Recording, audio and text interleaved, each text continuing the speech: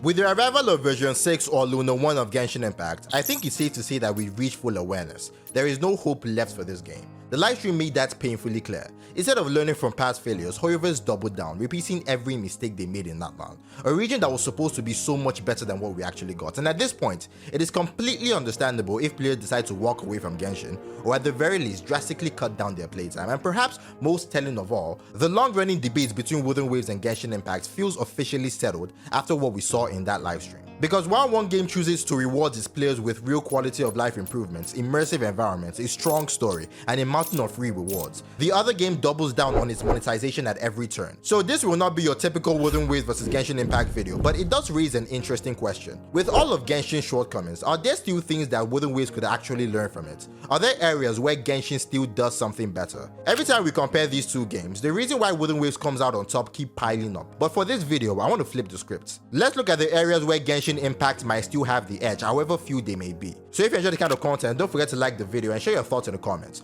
Do you think Genshin still has strength Wuthering Waves could learn from? Or do you think Wuthering Waves simply beats Genshin in every single way? Tell me all that and more in the comments, and of course subscribe any case you want to on any of my future videos. Before we get into it, this video is sponsored by Top Up Life. Top Up Life is your go-to for resources in your favorite gacha game. Whether it's characters, weapons, currencies, whatever you need, Top Up Life has it, and always at a discount. And right now, Augusta, yes, the F4 of Septimus herself, is finally here. And if you want to pull for her at a discount, or maybe you're saving up for Yuno, who drops right after Augusta, I highly recommend checking them out. And here's the best part: if you use my code TIVE, that is TIVE, you get an extra 12% off on top of their already discounted product. So spend wisely, don't overspend, and get what you need with Top of Life. Huge thanks to them for sponsoring this video, and now let's get into it. A good place to start would be the characters closest to us as players, the main protagonists of both games, the Rover in Wuthering Waves and the Traveler in Genshin Impact. Because on the surface, these two share a lot of similarities. Both begin their journey with memory loss, both have mysterious, incredible past, and both set out to travel their respective worlds in search of answers, recovering fragments of who they are along the way. Now, to give credit where credit is due, both Wuthering Waves and Genshin Impact have delivered some truly compelling main stories. But that's not what I want to focus on. Instead, I want to shift to another striking similarity between the two protagonists, the dynamic they share with their partners. The Rover has Abby, while the Traveler has Paimon. Now, it's no secret that I've got, let's just say, a bit of a disdain for Paimon as a character. Meanwhile, I absolutely enjoy Abby, especially the way the game portrays her interaction with the Rover. And yes, Abby is a her to me, bite me. But here's the thing, as much as I love Abby, I do think there's one aspect where the dynamic between the Traveler and Paimon outshines the Rover and Abby. And on the surface, this might seem like Paimon's biggest flaw as a companion, but when you look at it closely, it's also her greatest strength. And that's the fact that Paimon is constant. From the very start of the game, the story has tried to reinforce just how close Paimon is to the Traveler, painting her as their best friend, and honestly, the game does a pretty solid job of showing that bond. No, for the last time, Paimon is not emergency food! It's not just that Paimon appears in every cutscene and every interaction involving the Traveler, her presence is also felt during gameplay itself. You see, one thing I've noticed in the gacha games I've played is that if you have a companion, whether in the story quest or world quest, they won't actually be by your side. It is always implied, and you as the player have to infer that they're traveling with you. And that same rule technically applies to Paimon, but here's where Genshin does something I personally really appreciate. See, if you open the menu while in-game, Paimon appears, and at first glance you might think, well, that doesn't really mean anything. The menu isn't a part of the actual game, but the game does something clever here. In moments where Paimon isn't with you in the story, if you open the menu, she will not appear, which makes it perfectly clear that her showing up in the menu isn't just a design choice, it's a direct representation of Paimon literally being by your side at that moment. The menu might not be part of the game world, but Paimon's presence is, and I really appreciate that touch. Now, before I go into why this is not only a great design choice for Genshin, but also something that Wuthering Waves could learn from, I want to make something perfectly clear. I don't like Paimon, but not because she is ever present in the game. In fact, I'd argue that her constant presence is actually the one good thing about her. The problem is what the writers chose to do with that presence. A companion who has traveled with the Traveler for this long should feel like so much more than what Paimon currently is. There's supposed to be a natural back and forth, a bounce back between the protagonist and their partner, moments of fun, banter, or even tension that makes the relationship feel alive. But Paimon has never grown beyond what she was at the start, a mouthpiece, a way to repeat or dumb down things that have already been said. And worst of all, that organic interaction that should have developed by now simply doesn't exist.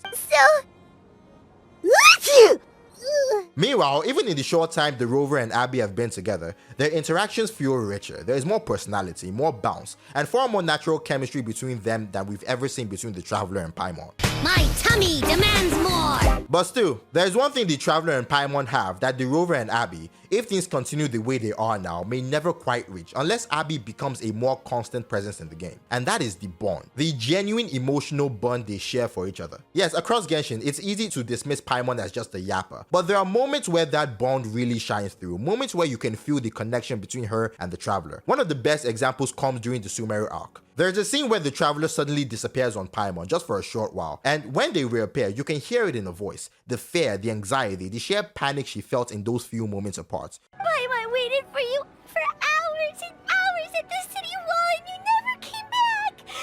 You promised Paimon that you were only taking a quick look! And honestly, this scene made me realize something. The game has reinforced Paimon's presence along the Traveler so consistently that when she reacts like this, it feels completely natural, it makes perfect sense. And more importantly, it made me appreciate just how real their bond actually is. And I believe this kind of constant presence, the kind that builds genuine bonds, is at the core of some of the most compelling stories in video games. Think Kratos and Atreus in God of War, Joel and Ellie in The Last of Us, Drake and Sully in Uncharted. Sure, those games might have still been successful if the protagonist went through everything alone. But it's the bond, the closeness, the presence of their partner that elevates those stories into something unforgettable. And when it comes strictly to that bond, that presence, that intimacy between a protagonist and their companion, I have to admit that the Traveler and Paimon belongs in that same conversation. With the Rover and Abby though, it's a bit different. See, recently I've been playing this neat little game called Lies of P. For those of you who don't know, it's basically a retelling of Pinocchio, though the game never actually names the protagonist, so for simplicity, let's just call him the protagonist. Here's the interesting part. With you, or rather in you, is your partner Gemini. Gemini has been with you since the very beginning, and as you explore, he gives his thoughts about certain places, certain events, and certain things that you come across.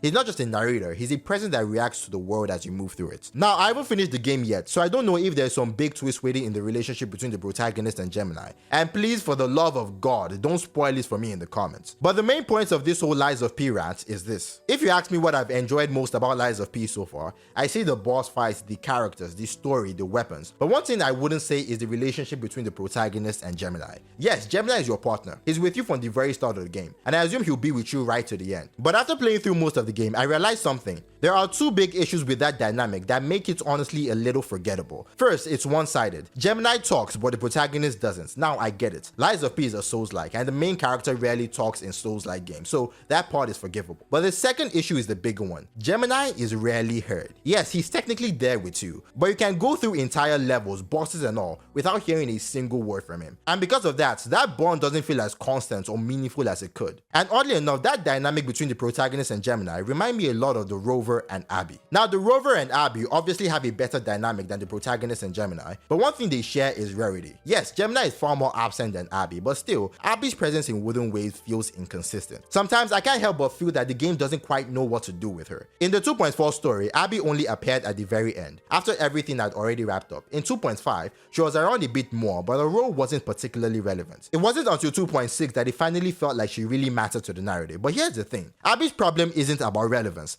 Paimon isn't particularly relevant in a lot of scenes either, and yet, her constant presence, even though it is only to a degree, works for the story. The difference is that Abby already has something Paimon never had, genuine chemistry with the Rover. She is cool, she has personality, and their back and forth makes the scene she's in instantly more enjoyable. That's why I think what Wuthering Waves really needs now is consistency. Abby needs to be more than just a voice that pops up when food is mentioned, or when something needs to be done. I want to know what Abby thinks about everything, even the mundane stuff. I want to see her disagree with the Rover. I want her in epic moments like when they're aura farming the Rover, as well as quiet, heartwarming ones, where the game slows down and shows us a beautifully rendered scene instead. Because if that kind of bond and constant presence can elevate even a dynamic like Paimon and the Traveler, imagine how much more it could elevate the Rover and Abby, who already have the makings of something far more compelling. Another area where I think Wuthering Waves could actually learn from Genshin is setup. Now, delivery is a different matter entirely, and Genshin often fumbles there. But when it comes to the art of setup, of putting pieces in place, of creating moments designed to generate hype, Genshin surprisingly excels. Now, whenever I bring this up, I know people will say,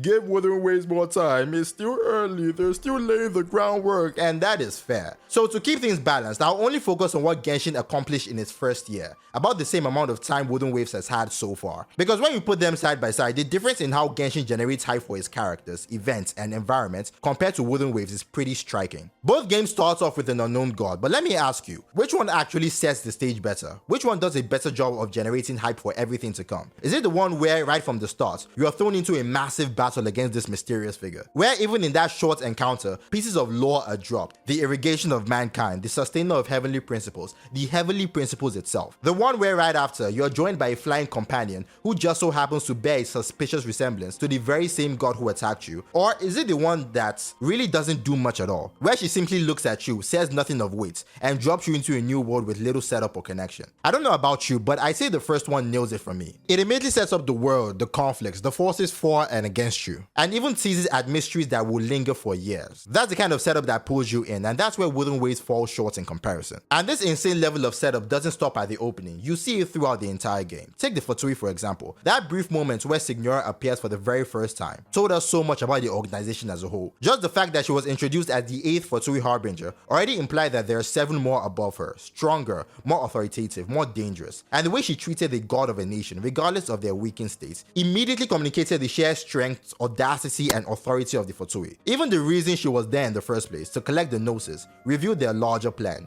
hinting that this might be our first real glimpse at the true endgame of Genshin Impact. That single encounter built layers of intrigue around the Fatui, their power, their motives, and their role in the story. Now compare that to the introduction of the Fraxidus. What did we really get? A conversation, some dialogue between Scar and the Rover, framed as an analogy about sheep. And that's it. No weight, no real glimpse at the bigger picture. And whether we want to admit it or not, this is exactly where Genshin shines and Wuthering Waves falters. Genshin knows how to set the stage for hype. But with all that being said, no amount of setup matters if the delivery isn't there. You can build all the hype in the world, but if there is no payoff, if the execution doesn't make the wait worth it, then all that build-up collapses. And this is exactly where Genshin struggles. Yes, Genshin excels at setup, but when it comes to payoff, you won't have to look far to see how often it fails. Take Signora as an example. Her introduction gave us so much about the Fatui and its harbingers. It set the stage for an organization that felt terrifying, organized, and powerful. But the next time we saw her, she was not just defeated by the Traveler, but immediately obliterated by another god. No real payoff, just gone. Or look at the Heavenly Principles. In the opening, we're given this battle against the Sustainer of Heavenly Principles. But as the story went on, the game gave us so little to follow up on that. And at some point, it all started to feel forgettable. So yes, Genshin knows how to build hype, but when it comes to payoff, that's where it fails, and it fails hard. And payoff is where Wuthering Waves absolutely delivers, because even though the Fraxidus were introduced poorly, I would still argue that the strongest parts in the entire Renaissance arc are every single scene involving them. From Philova, whose personal story might just be the most compelling arc in the whole game, to Cristoforo, who is completely unhinged in the best way, to the Grand Architect, who stands out as one of the most manipulated characters I've ever seen in gacha. The Fraxidus carries the narrative. Wuthering Waves has proven that when the time comes to deliver, they can do it expertly.